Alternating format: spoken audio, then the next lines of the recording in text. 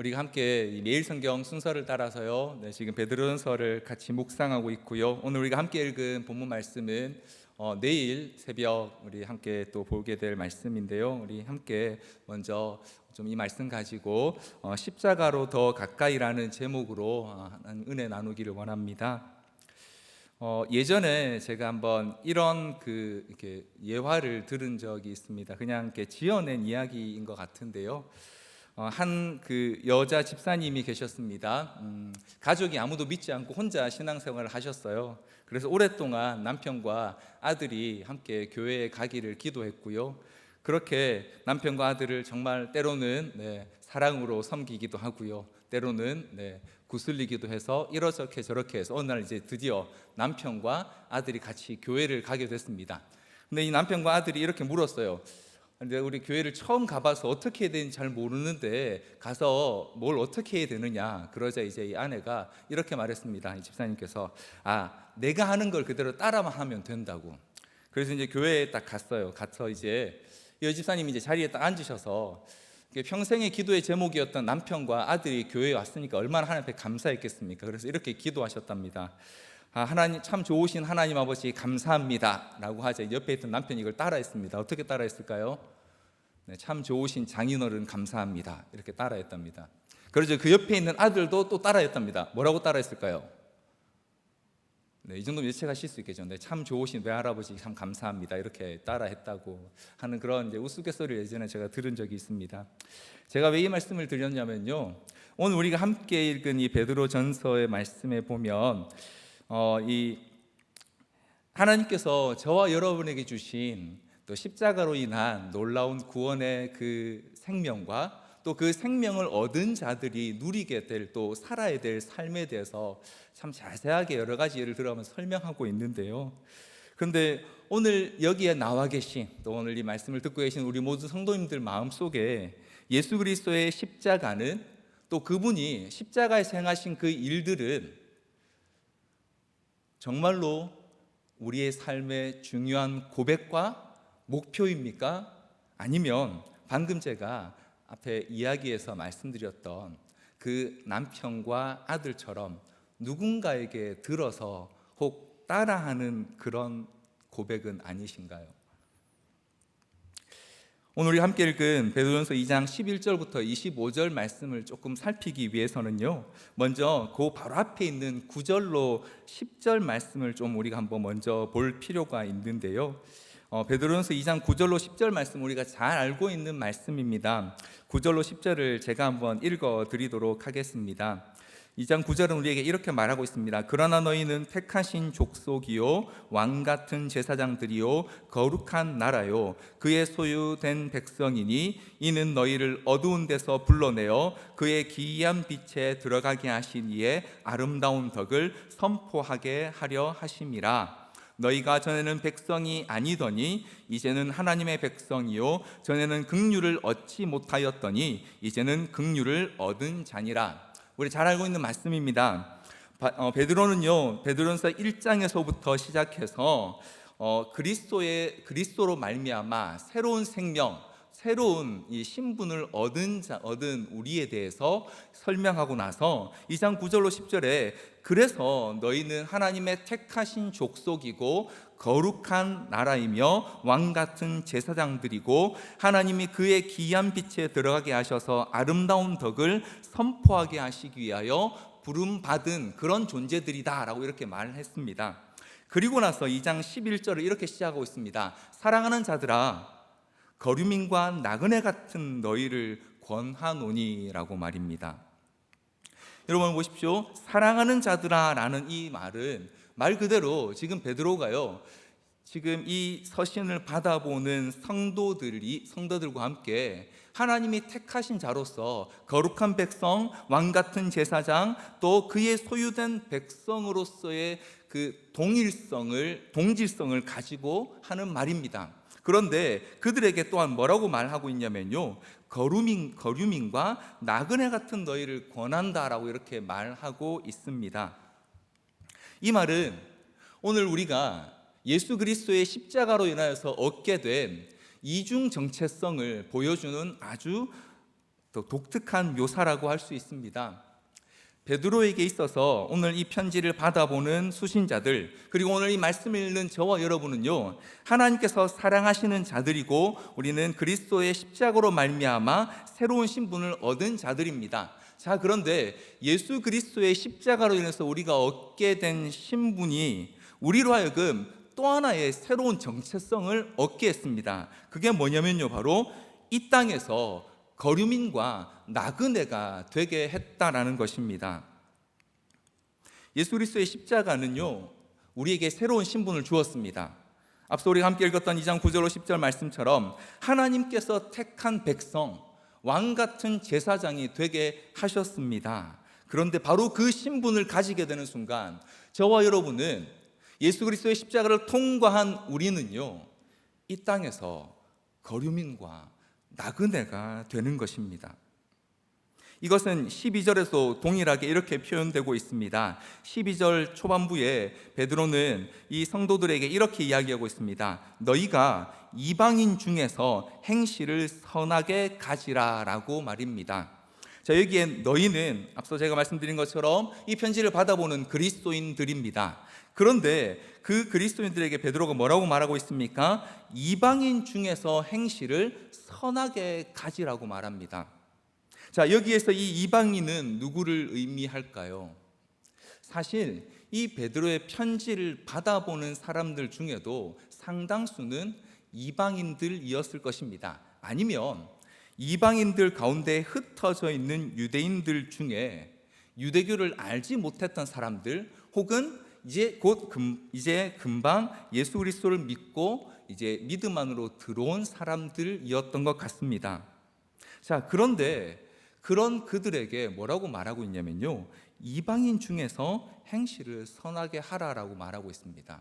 무슨 뜻입니까? 사실은 이 편지를 받아보는 이 상당수의 그리스도인들도 이전에는 이방인이었습니다. 지금도 어쩌면 그들이 살고 있는 곳에서 이방인 취급 당하는 사람들일 수 있습니다. 그런데 베드로는요, 반대로 이 편지를 받아보는 수신자들이 이방인들이 아니라 너희가 살고 있는 그 주변 사람들, 다시 말하면 예수 그리스도로 말미암아, 그분의 십자가로 말미암아 택함을 받지 못한 그들이 이방인들이고 너희는 하나님의 백성이다라고 그렇게 말하고 있는 것입니다.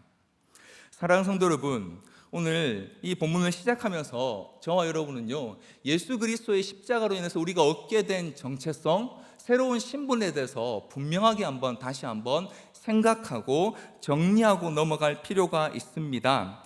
오늘 저와 여러분은 예수 그리스도의 십자가를 통해서 이전에 우리가 알지도 못했고 우리가 원하지도 않았던 전혀 새로운 신분을 얻게 되었습니다.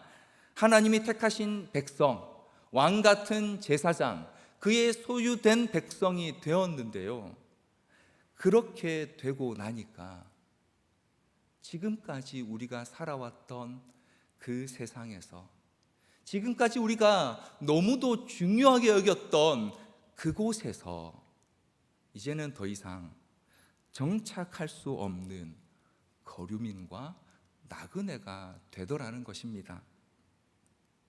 그래서 오늘 본문 우리에게 예수 그리스도의 십자가로 인하여서 그 신분의 변화를 입은 사람은요, 이 땅 가운데서 거류민과 나그네, 즉 이 땅에 정착해서 여기에 머물 사람이 아니라 하나님이 부르시면 언제라도 옮겨갈 수밖에 없고 하늘의 본향을 향하여 지금 나아가고 있는 나그네로 살아가야 한다라고 말씀하고 있는 것입니다.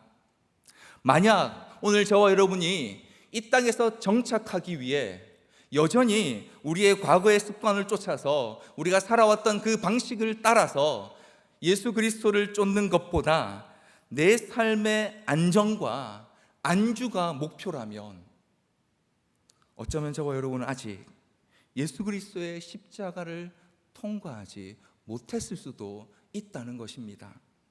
왜냐하면 그 십자가는 우리로 하여금 우리가 머물고자 했던 그 땅으로부터 옮겨서 하나님이 정하신 영원한 본향으로 가야 함을 알려주고 보여주는 너무도 중요한 삶의 목표가 되었기 때문입니다.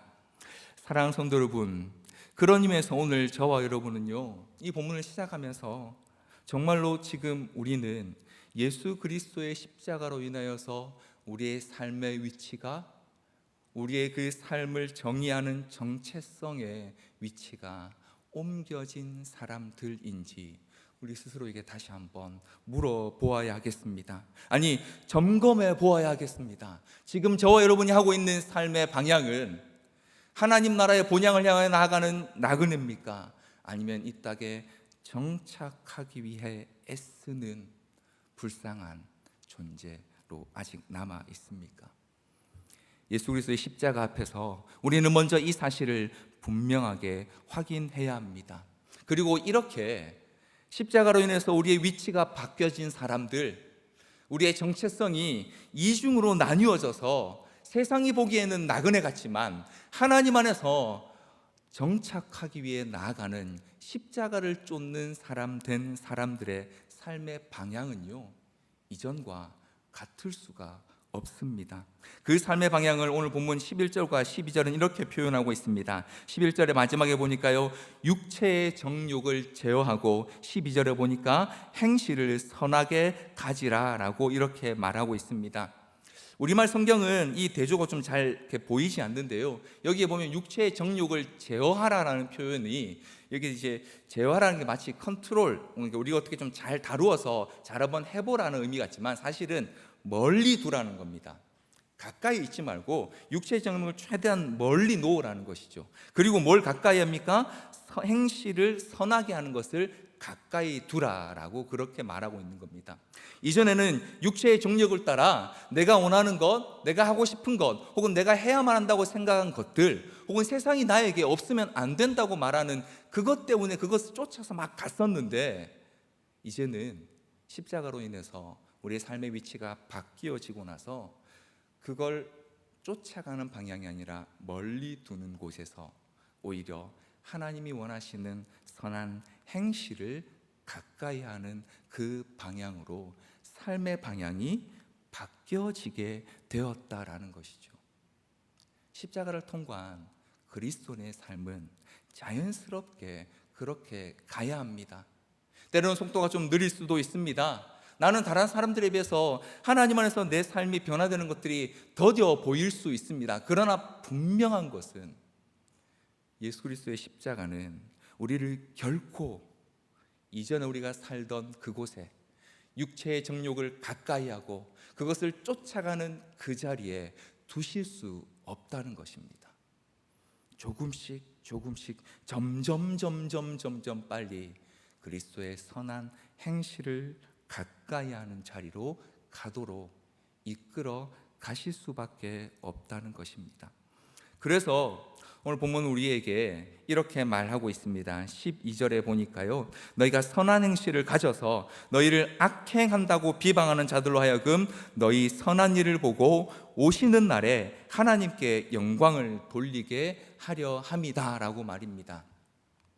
우리가 왜 그리스도의 십자가를 통과한 그리스도인으로서 삶의 위치가 변화된 사람으로서 선한 행실을 행해야 됩니까? 선한 행실을 가져야 합니까? 12절 마지막에 보니까요, 오시는 날에 하나님께 영광을 돌리게 하려 함이다 라고 말하고 있습니다. 이 말씀을 그냥 읽으면 예수님께서 다시 오실 때에 우리가 선한 행실을 하면 우리 때문에 예수님이 영광을 받으시겠구나 라고 이렇게 좀 생각할 수 있습니다. 그런데 조금 자세히 들여다보면 사실 그것과는 의미가 조금 다릅니다. 여기서 오시는 날에라고 번역된 게요, 사실 이 오시는 날에라는 단어가 다른 성경에는 전부 다 다른 말로 번역이 됐습니다. 25절에 번역되어 있는 감독하다라는 단어가 바로 여기 이 오시는 이라는 뜻입니다. 다시 말하면 오시는 날은 어떤 날이냐면요, 하나님께서 우리를 감독하시는 날, 살피시는 날, 혹은 감찰하시는 날을 의미합니다. 다시 말하면 하나님께서 혹은 예수 그리스도께서 이 땅 가운데 다시 오셔서 우리를 살피시는 그 날에 우리의 행실을 살피고 우리의 행실을 통해서 세상을 살피시는, 감독하시는 그 날에 하나님께 영광을 돌리게 하시기 위하여 우리가 선한 행실을 가져야 한다라고 그렇게 말하고 있는 것입니다. 다시 말하면 오늘 저와 여러분이 이 땅에서 십자가를 통과한 자로, 또 십자가를 지나온 위치의 변화를 겪은 사람으로서 육체의 정욕을 멀리하고 선한 일을 쫓아가야 하는 이유가요, 하나님께서 우리를 감찰하시는 날, 세상을 감독하고 심판하시는 그날 우리를 통해서 영광을 받으시기 위해서라고 그렇게 말씀하고 있습니다. 여기서 영광을 받으신다는 말은 1차적으로 이렇게 생각해 볼 수 있습니다. 우리의 선한 행실이 믿지 않는 자들로 하여금 하나님께서 살아계심을 알게 해서 그들도 하나님께 돌아오게 하는 것, 그래서 모든 입으로 예수 그리스도를 주라 고백해서 하나님께 영광을 돌리는 그것이 될 수 있습니다. 그런데 그렇게 되면 믿지 않는 자들 중에 돌아오지 않은 자들은 하나님께 영광을 돌리지 못하게 되지 않습니까? 그러면 그들에게는 어떻게 우리의 선한 행실이 영광이 될 수 있을까요? 우리의 선한 행실에도 불구하고 하나님을 믿지 않는 자들에게는요, 하나님이 심판하시는 그날 저와 여러분이 십자가를 통과한 자로서 행했던 그 일들이 그들에게 심판의 기준이 된다는 것입니다. 그들이 우리의 선한 행실을 보고도 하나님을 알려고 하지도 않고 하나님께 돌아오지도 않은 그것이 바로 하나님께서 감독하시는 그날 그들에게 심판의 이유가 되어서 그들로 하여금 하나님이 옳으시다고, 그들이 심판받는 것이 하나님께 공의롭다라고 고백할 수밖에 없게 하시겠다라는 것입니다. 다시 말하면 오늘 이 땅에서 저와 여러분의 선한 행실은요, 단순히 우리의 선함을, 우리의 의로움을 드러내기 위한 것이 아닙니다. 십자가를 통과한 우리의 삶은 세상에서 십자가를 다시 증거하는 증거가 되어야 하고요, 그래서 오늘 저와 여러분이 이 땅에서 선한 행실로 나타내야 할 것은 우리의 의로움이 아니라 바로 하나님께서 의로우시다는 사실을 우리의 행실로 이 땅 가운데 증거해야 하는 것이고요, 그럴 때 하나님께서 우리의 선한 행실을 통하여 영광을 받으시게 된다라는 것입니다. 정리해보자면 이렇습니다. 오늘 저와 여러분은 십자가로 인해서 위치의 변화를 경험한 사람들입니다. 그리고 그런 사람들은요, 이 땅 가운데서 이전과 다른 삶의 방향으로 살아갈 수밖에 없습니다. 그런데 그 방향이 어떤 방향이냐면 이전에 내가 추구하던 것들, 혹은 세상이 나로 하여금 추구하게 했던 것들을 멀리하고요, 하나님께 영광이 될 것이 무엇인지를 쫓아가는 선한 행실로 이 땅 가운데 드러나야 한다는 것입니다. 그리고 그것이 바로 하나님 우리에게 원하시는 모습이다라고 오늘 본문을 11절로 12절에서 이 본문을 시작하면서 우리에게 말씀해 주고 있는 것입니다. 사랑하는 성도 여러분, 다시 한번 오늘 저와 여러분에게, 제 자신에게, 또 여기 있는 우리 사랑하는 모든 성도들에게 한번 여쭤보고 싶습니다. 우리는 지금 십자가를 통과한 위치에 서 있습니까? 그래서 우리의 삶의 방향이 이전의 방향과 확연하게 달라져 가고 있습니까? 하나님이 기뻐하시는 방향을 향하여 가고 있습니까? 우리의 삶의 모습을 통하여서 세상이 하나님께 영광을 돌리게 될 그날을, 하나님이 감독하시는 오시는 그날을 우리는 바라보고 있습니까? 이렇게 십자가를 통과한 자로서 하나님의 영광을 바라보는 자들은요, 이 땅 가운데서 그 성도로서의 삶을 통하여서 하나님을 왕으로 모신 사람이란 사실을 증거하는 삶을 살아갈 수밖에 없다라고 이어지는 본문이 우리에게 보여주고 있습니다. 13절부터 17절까지 말씀해 보니까요, 13절부터 14절 말씀해 보니까요, 우리가 십자가를 통과한 자로서 선한 행실을 나타내야 될 구체적 자리가 어디인지를 이렇게 이야기하고 있습니다. 13절 14절을 제가 다시 한번 읽어드리겠습니다. 인간의 모든 제도를 주를 위하여 순종하되 혹은 위에 있는 왕이나 혹은 그가 악행하는 자를 징벌하고 선행하는 자를 포상하기 위하여 보낸 총독에게 하라. 13절 시작을 이렇게 하고 있습니다. 인간의 모든 제도를 주를 위하여 순종하라라고 말입니다. 자, 그런데 이걸 우리가 좀 잘못 이해하면 이렇게 생각할 수 있죠. 사람이 만든 모든 제도에 우리가 순종하는 게 그게 하나님 뜻인 건가? 라고 이렇게 생각할 수 있습니다. 그런데 여기에 나오는 인간의 모든 제도라고 할 때 이 제도라는 단어가요, 조금 이게 번역이 좀 이상합니다. 왜냐하면 이 같은 단어를 성경의 다른 모든 구절에서는 뭘로 번역하고 있냐면 피조물로 번역하고 있습니다. 하나님이 지으신 피조 세계 혹은 피조물을 이 제도라는 단어로 번역하고 있습니다. 따라서 사실 여기서 인간의 모든 제도는요, 인간이 만든 제도라기보다 하나님이 만드신 이 창조물들 중에 인간이 받아들인 것들이라고 이해하는 게 더 정확합니다. 그러면 어떻게 됩니까? 인간이 하나님이 지으신 것들 중에 받아들인 것들이 있는데 그것들을 주를 위해서 순종하라라고 그렇게 말씀하고 있는 것입니다. 다시 말하면 사람이 만든 제도라고 하는 것, 오늘 저와 여러분이 살아가고 있는 이 사회의 여러 가지 것들 또한 그 시작은 인간에게 있는 것이 아니고요, 하나님이 만드신 창조 세계 안에서 사람에게 허락해 주신 것들이라는 것입니다. 자, 그런 의미에서 우리는 한 가지 중요한 원칙을 여기서 발견하게 됩니다. 뭐냐면요, 인간의 제도를 판단하는 기준은요, 그 제도가 옳은가 혹은 그 제도가 얼마나 선한가 그 자체에 있지 않다는 것이죠. 하나님의 창조 세계에서 빌려왔기 때문에 그 제도를 판단하는 기준도 어디에 있어야 됩니까? 하나님의 창조 질서에 있어야 한다는 것입니다. 오늘 우리에게 가장 합당한 정치 제도가 뭔가, 혹은 오늘 이 사회의 가장 중요한 경제 제도가 뭔가를 우리가 판단할 때 기준은요, 그 제도가 얼마나 잘 만들어졌는가 혹은 그 제도가 얼마나 선한가 하는 그 제도 자체에 있지 않고요, 그것이 얼마나 하나님의 창조의 질서를 잘 반영하고 있는가. 아무리 인간이 칭찬하고 인간이 좋은 제도라고 말한다고 해도요, 그것이 하나님의 창조 질서를 온전히 반영하지 못하면 오늘 저와 여러분은 그것에 대해서 분명히 반대할 수 있어야 합니다. 주를 위해서요. 만약 세상이 인정하지 않는다고 해도 창조 질서를 가장 잘 나타낼 수 있는 제도가 있다면 우리는 주를 위해서 그것들을 때로는 더 열심히 공부하고 어떻게 하면 이 땅 가운데 하나님의 뜻대로 세워갈 수 있을지를 고민하고 기도해야 하는 것입니다.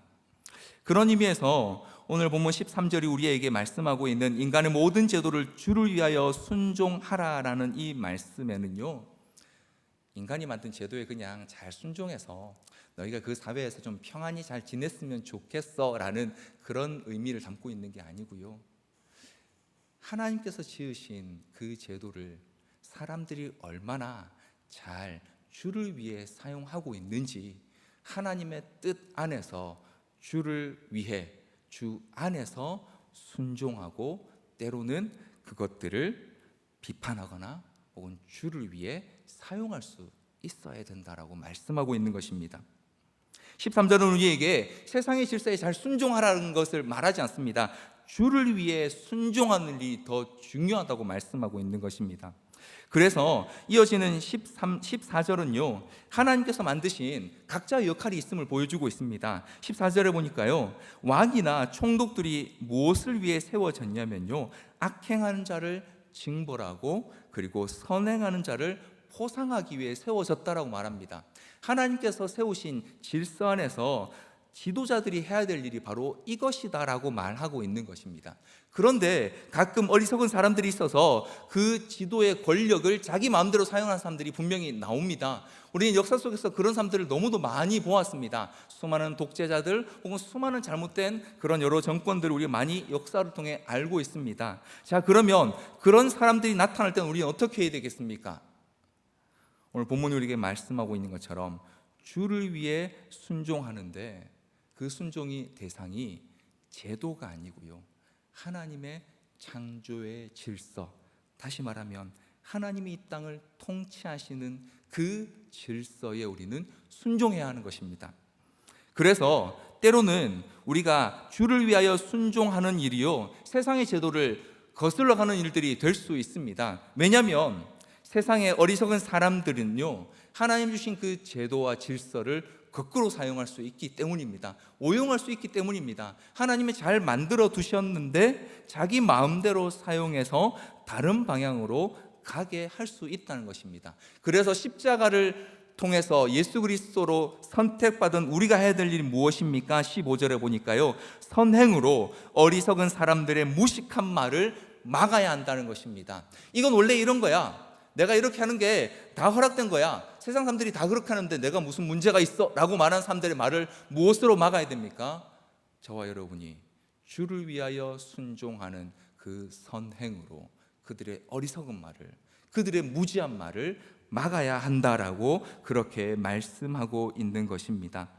다시 말하면 오늘 저와 여러분이 이 땅 가운데서요, 예수 그리스도의 십자가를 따른다는 것은, 예수님의 십자가를 통과한 삶을 살아간다는 것은요, 단순히 거룩하고 경건한 삶, 그래서 세상과 부딪히지 않고 사람들 앞에 나서지 않고 그냥 조용히 기도하고 말씀 보는 삶이 아니고요, 더 적극적으로 하나님이 창조하신 이 창조 세계의 질서가 온전히 세워져 갈 수 있도록 주를 위해 순종하는 일이고요, 그래서 그 일을 위해서 우리는 하나님의 뜻을 따르는 선행을 통해서 어리석은 자들이 함부로 말하는 그 무식한 말을 막아낼 수 있어야 한다는 것입니다. 바로 그 일을 위해서 우리로 하여금 십자가를 통과한 자로서 이 땅 가운데 하나님의 백성의 선한 행실을 가져야 한다라고 성경 우리에게 말씀해 주고 계시는 것입니다. 세상의 주관자들은요, 자기의 권력이 자기의 것인 줄 알고 그렇게 살아갈 수 있습니다. 세상은 우리에게 하나님의 질서에 순종하는 것보다 세상의 질서에 순종하는 게 더 좋은 것이라고 말할 수 있습니다. 이 본문이 쓰여졌던 당대는요, 황제를 섬기는 게 너무도 중요한 일이었습니다. 황제를 잘 섬겨야 출세도 할 수 있었고, 황제가 보낸 총독을 잘 섬겨야 그 삶이 평안할 수 있었습니다. 그래서 황제를 섬기는 게 중요하다. 황제를 섬겨라. 예수님 믿는 거 좋아, 하나님 섬기는 거 좋아, 근데 황제도 섬겨. 그래야 네가 평안하게 살 수 있어 라고 말했습니다. 혹은 그 황제가 보낸 총독을 잘 보필하고 돕는 게, 그 총독이 어떤 일을 하든지 간에 그게 너의 평안한 삶을 위해 중요해 라고 그렇게 말하기도 했습니다. 혹은 오늘 저와 여러분의 세상은 어떻습니까? 황제나 총독은 없습니다. 그런데 오늘 세상은 우리에게 누구를 섬기라고 말합니까? 바로 우리 자신을 섬기라고 말합니다. 너의 감정이 제일 중요해. 네가 얼마나 행복한지, 네가 얼마나 즐거운지, 네가 얼마나 지금 풍요롭고 풍족한지가 중요해. 너를 잘 섬겨야 돼. 세상은 우리에게 우리 자신을 섬기라고 지금 그렇게 요구하고 있습니다. 그러나 그것은 하나님이 정하신 창조의 질서에 옳지 않기 때문에 우리는 저항합니다. 어떻게 해요? 우리의 선한 삶, 하나님의 창조 질서를 따르는 삶을 통해서 세상이 말하는 것과 반대되는 자리에서 하나님만이 이 세상의 절대 주권자이심을 우리의 삶으로 그 어리석은 자들 앞에 증거하는 것입니다. 우리는 지금 이전에 그 어떤 그 인류도 겪어오지 못한 굉장히 독특한 시기를 지나가고 있습니다. 코로나19로 인해서 여기 계시는 많은 분들도 지금 다 마스크를 하고 계시고요. 또 여기 오지 못하시는 분들이 더 많아서 또 이제 각자 흩어져 있는 자리에서 예배하는 그런 상황을 맞이했습니다. 제가 조금 전에 찬양 시간에 앉아서 이렇게 마스크 쓰고 찬양하는데요, 정말 너무 답답하더라고요. 아마 그래서 많은 분들이 여기 직접 오지 못하시고 또 집에서 찬양하고 예배하시는 분들도 계실 거라 생각합니다. 근데 여러분, 이 코로나19를 통해서 우리는 한 가지 중요한 사실을 보게 됩니다. 이전에 세상이 우리에게 요구했던 방식이 한 가지 있었습니다. 우리가 오해했는데요, 알고 보니까 그렇지 않다는 걸 발견한 게 된 게 있어요. 히브리서 10장 29절 말씀에 25절의 말씀에 보면요, 우리가 잘 아는 말씀, 이런 말씀이 있습니다. 히브리서 10장 25절 말씀 우리 같이 한번 읽어보겠습니다. 시작.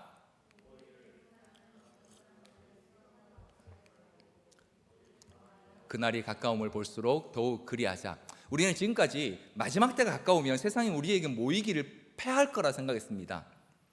요즘 같은 때 아마 이 말씀을 가지고 이렇게 자꾸 주로 이제 교회 모이지 말라고 하고 막 그러니까 정말 세상이 악하구나 이렇게 생각하실 수도 있을 것 같습니다. 그런데 여러분 생각해 보십시오. 코로나19가 있기 전까지 세상은요 모이기를 패하지 않았습니다. 어떻게 하면 더 많은 사람을 모을지 항상 힘썼습니다.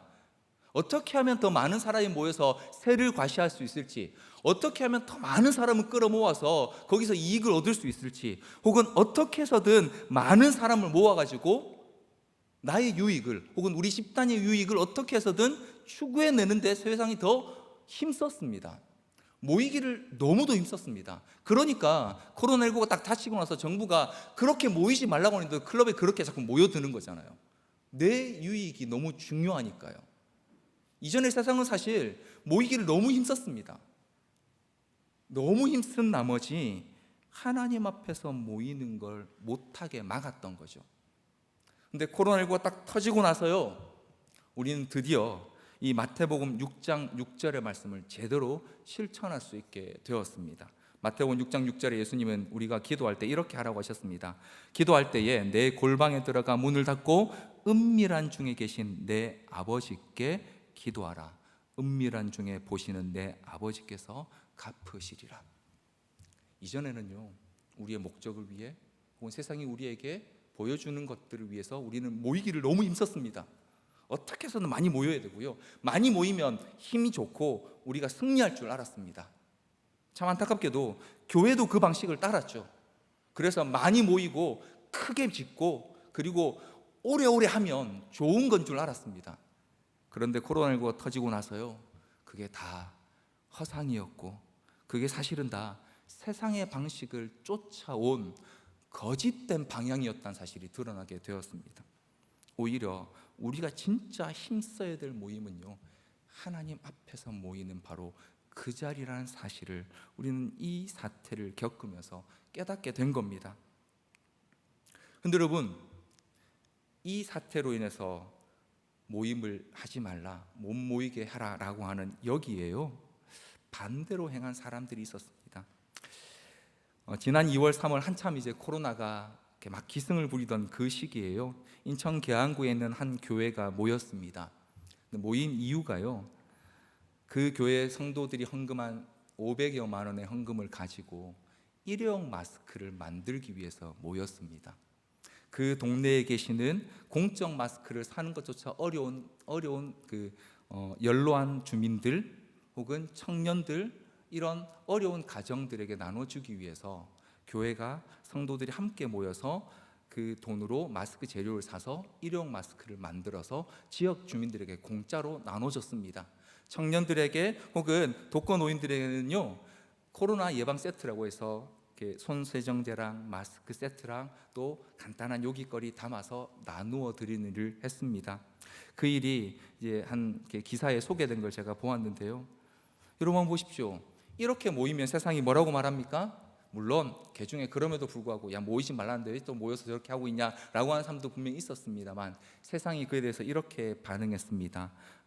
사람들의 기대를 넘어서는 일을 하는 곳이 교회구나. 코로나19로 인해서 세상이 원하던 방식으로 모이는 모임은 더 이상 우리에게 의미가 없어졌습니다. 반대로 하나님 앞에 모여서 우리가 무엇을 해야 할까? 하나님이 이때 원하시는 창조의 질서가 무엇인지를 깊이 고민하고 모인 사람들의 모임은 세상이 그 선한 행실 때문에 오히려 저게 교회구나라는 걸 깨닫게 하는 전혀 다른 계기가 되었던 것입니다. 이것이 바로 인간이 만든 모든 제도의 주를 위해 순종하는 방식인 겁니다. 우리는 세상의 정치 권력이 모이지 말라고 해서 모이는 게 아니고 안 모이는 게 아니고요. 이때에 하나님이 너무도 사랑하시는 성도들의 안전을 위해서 모이지 않기로 결정한 겁니다. 그런데 반대로 모이지는 않지만 그러나 더 힘써 흩어져서 예배하기로 결정한 것입니다.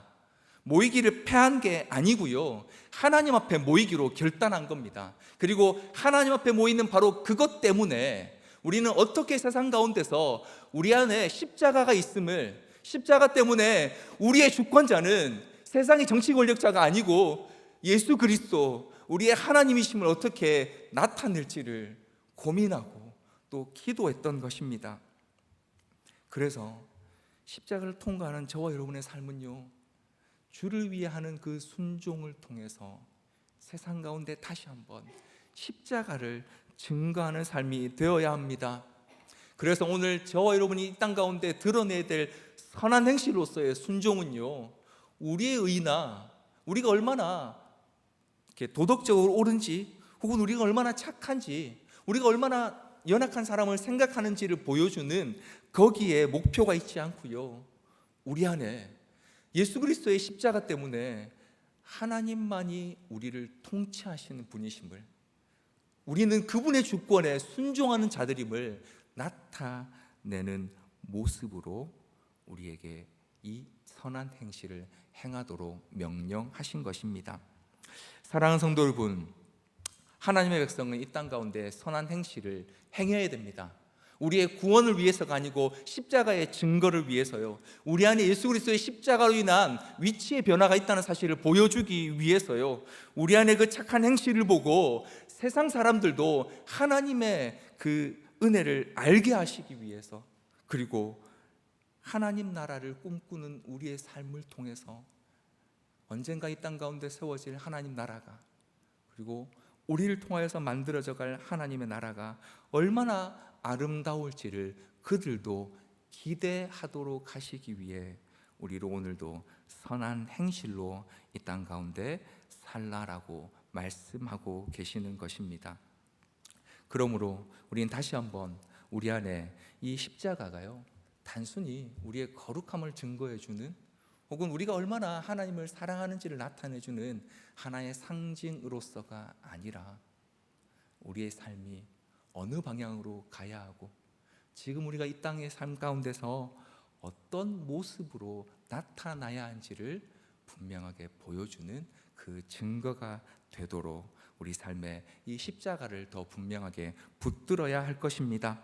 이어지는 18절부터의 말씀 또한 그렇습니다. 18절부터 20절 말씀에 보니까요, 사환들에게 이렇게 명령하고 계십니다. 18절 말씀을 제가 한번 읽어드리겠습니다. 사환들아, 범사에 두려워함으로 주인들에게 순종하되 선하고 관용하는 자들에게만 아니라 또한 까다로운 자들에게도 그리하라. 여기 보니까요, 사환들아라고 했는데요, 사실 이건 종들아라는 말과 같은 말입니다.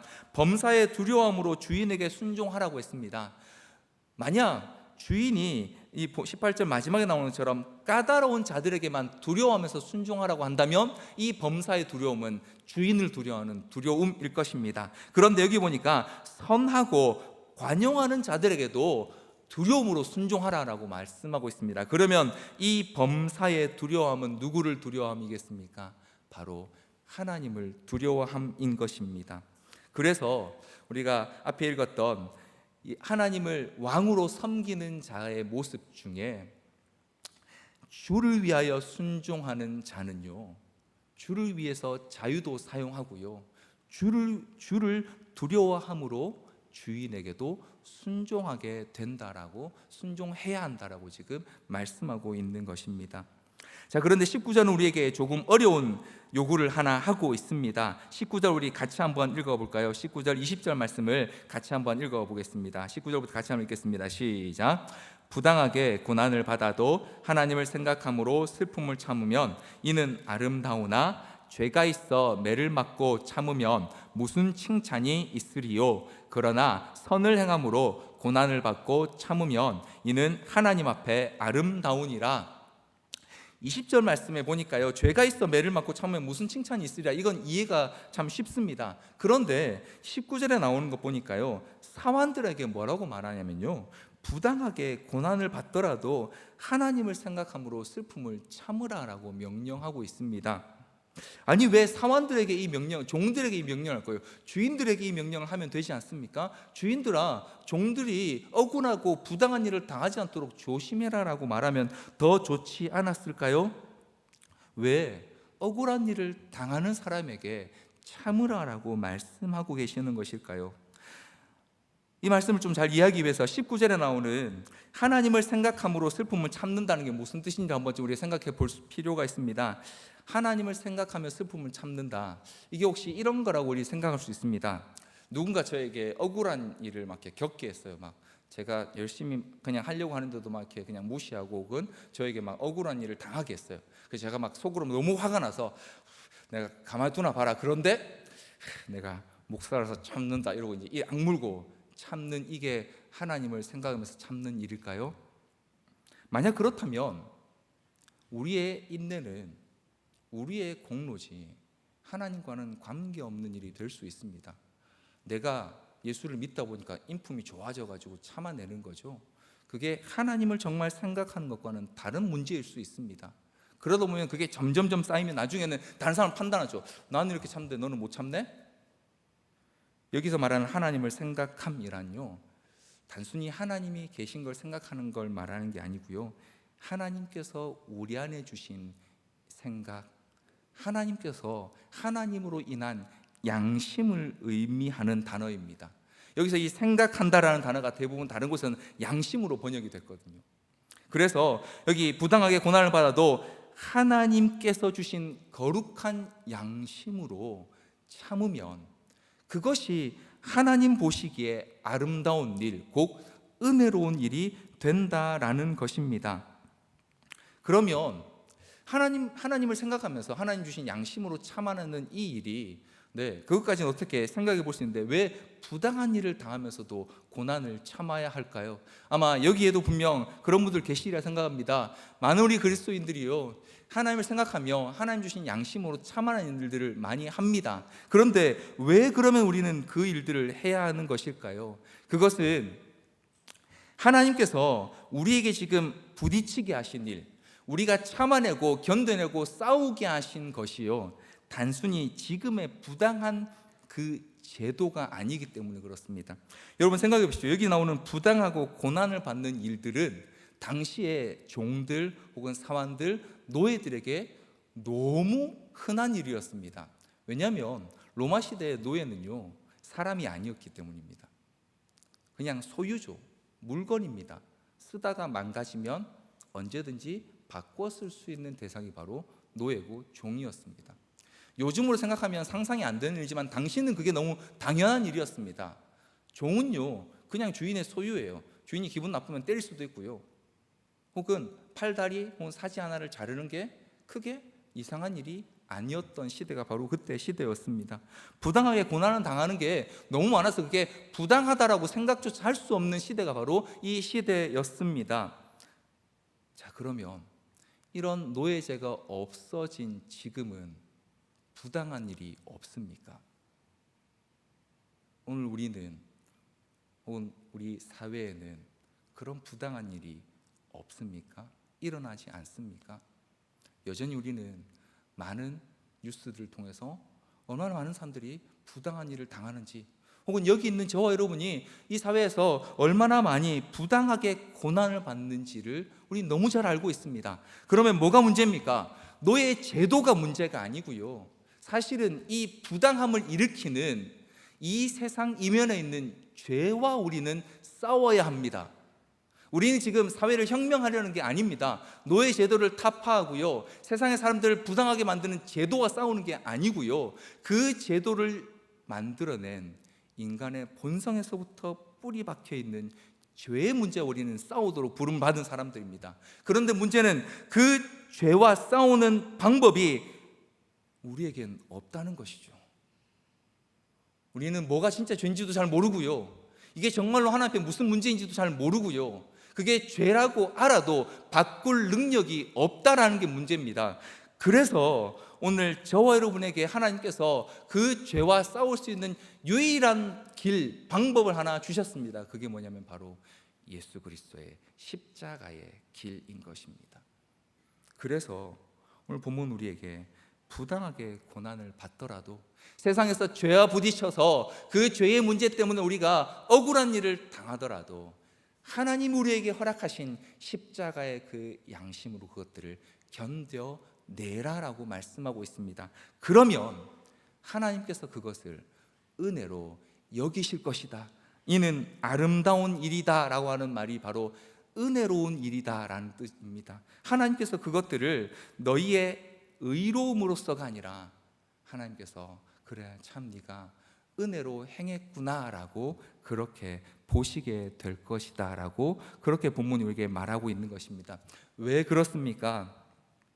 십자가를 통과한 저와 여러분이 이 땅 가운데서 삶으로 드러내야 할 것은요, 하나님이 왕 되신 뿐만 아니라 우리의 주인은 세상에 있는 주인, 혹은 우리를 고용한 사람, 혹은 우리 위에 있는 상관, 혹은 우리보다 힘센 사람, 부자가 아니고요, 바로 우리를 십자가에서 값주고 사신 예수 그리스도와 하나님만이 우리의 주인이심을 우리는 이 땅 가운데 나타내야 하기 때문에 우리는 바로 그 십자가의 길로 이 세상의 부당함에 맞서야 하는 것입니다.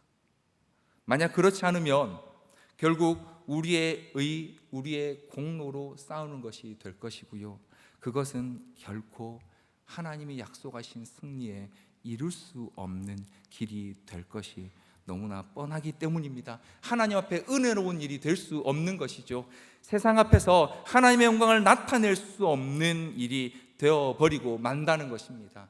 그래서 우리의 선한 행실은 단순히 우리의 선함, 우리의 착함을 목표로 하는 것이 아니고요, 우리 안에 있는 예수 그리스도의 십자가를 드러내고 그 십자가로 말미암아 세상의 주인이 누구신지, 그리고 십자가로 값을 치르시고 사신 예수 그리스도께서 오늘 이 땅 가운데서 진짜 우리에게 허락하신 자유와 승리가 무엇인지를 우리의 삶을 통해 나타내기 위해 우리는 부당한 일을 당하더라도 하나님께서 우리 안에 회복시키신 그 선한 양심으로 참아내고 견뎌내야 하는 것입니다. 사랑하는 성도 여러분, 21절은 우리에게 이를 위하여 너희가 부르심을 받았다라고 그렇게 말하고 있습니다. 뿐만 아니라 그리스도도 너희를 위하여 고난을 받으사 너희에게 본을 끼쳐 그 자취를 따라오게 하셨다라고 말하고 있습니다. 예수님께서 우리를 위해 고난을 당하신 그 십자가가요, 예수님께서 우리를 위해 지셔야 했던 그 죄의 참혹한 결과였던 십자가가 사실은 우리로 따라오도록 부르신 본이고 우리로 따라오도록 부르신 바로 그 길이다라고 그렇게 말하고 있습니다. 말씀을 좀 정리하겠습니다. 사랑하는 성도 여러분, 우리는 분명 거룩한 하나님의 택하신 족속이고요, 왕같은 제사장이고 거룩한 나라고 거룩한 백성이 맞습니다. 예수 그리스도의 십자가로 인해서 그런 존재로 부름 받았고 택함 받았습니다. 그런데 그런 예수님께서 그 십자가를 지고 어디로 들어가셨습니까? 다시 그 예수님은 십자가를 지고 세상 가운데 가셨고요, 그 세상 가운데서 지금도 십자가를 모르는 그 사람들 가운데 우리가 그 십자가를 따라가는 그 삶을 통해서 그들도 예수 그리스도를 발견하고 하나님의 그 놀라운 구원의 은혜를 함께 발견해서 하나님께 영광을 돌리도록 그렇게 우리를 부르셨다라고 성경 우리에게 말씀하고 있습니다. 그래서 우리는 세상 가운데서 부름받은 택함받은 사람들이지만 또한 우리는 세상으로 보냄받은 사람들인 것입니다. 왜냐하면 바로 예수님께서 그곳에 계시기 때문입니다. 우리의 십자가는 우리 마음속 깊이 묻어두고요, 혹은 저기에 너무 소중해서 묻어두는 것이 아니라 우리 마음에서 꺼내서 우리의 삶을 통해 증거해내고 우리의 선한 행실을 통해 더 드러내서 세상 가운데 더 선명하게 그 그리스도의 십자가를 드러내도록 우리에게 주신 선물입니다. 그래서 우리가 져야 될 십자가는요, 단순히 우리의 죄의 문제 혹은 우리 안에 있는 연약함들 혹은 내가 아직 해결하지 못한 하나님 앞에서의 수많은 그런 뿌리 깊은 죄악들에만 있는 것이 아니고요, 예수님께서 그것들을 해결해 주시고 우리로 위치를 옮겨주신 그 자리에서 이제 예수님이 가신 세상을 통과하는 그 길로 따라가도록 부르신 길이 바로 우리가 가야 될 십자가의 길입니다. 그래서 우리는 산 위에 있는 십자가를 향해 가는 사람들이 아니고요, 예수님께서 십자가를 지고 걸어가신 세상을 향하여 더 십자가로 가까이 가도록 부름받은 존재들입니다. 이를 위하여 우리가 부르심을 받았고요. 마지막 25절은 이렇게 우리에게 다시 한번 격려하고 권면합니다. 너희가 전에는 양과 같이 길을 잃었더니 이제는 너희 영혼의 목자와 감독 되신 이에게 돌아왔느니라. 우리의 영혼의 목자 되신 주님께서는 우리가 가야 할 길을 보여주시고요, 감독 되신 주님께서는 우리가 혹시라도 그 길에서 벗어날까 봐, 혹은 우리를 벗어나도록 유혹하는 자들이 있는지, 혹은 우리가 벗어나는데 그 길을 가는데 방해되는 것들이 있는지를 살피시고 감독하셔서 끝까지 그 십자가의 길을 따라가도록 인도하시고 보호하신다라고, 너의 영혼의 목자와 감독 되신 이에게 돌아왔다라고 그렇게 말씀하고 있는 것입니다. 그러면 오늘 저와 여러분은요, 예수 그리스도의 십자가를 통과한 사람으로서 우리의 삶의 위치가 지금 어디 있는지를 다시 한번 점검하고 그 자리에서 우리가 쫓아야 될 예수님의 본이 어디 있는지, 예수님이 가신 길이 어느 길인지, 또 그분 때문에 우리가 섬겨야 될 사람이, 섬겨야 될 공동체가, 또 우리가 가서 부당한 가운데서도 십자가의 선한 양심으로 참아내며 견뎌내서 마지막 승리를 약속하신 그날까지 견뎌야 할 자리가 어디인지를 다시 한번 생각해야 할 것입니다. 그래서 하나님을 섬기는 자로 세상 속에서 주를 위해 순종하고요, 십자가로 우리에게 주신 자유로 육체의 길을 삼지 않고 종으로, 하나님의 종으로 살아갈 길을 결단하고, 그리고 우리 십자가로 우리를 값주고 사신 그 하나님만이 우리의 통치자 되시며 예수 그리스도만이 우리의 주인 되심을 우리의 삶을 통해서 증거할 때 하나님께서 우리의 삶을 통해 영광을 받으시게 될 것입니다. 이렇게 십자가로 택함받고 십자가로 부름받고, 그래서 십자가로 날마다 더 가까이 나아가는 저와 여러분 되기를 주님 이름으로 간절히 소원합니다. 우리 이런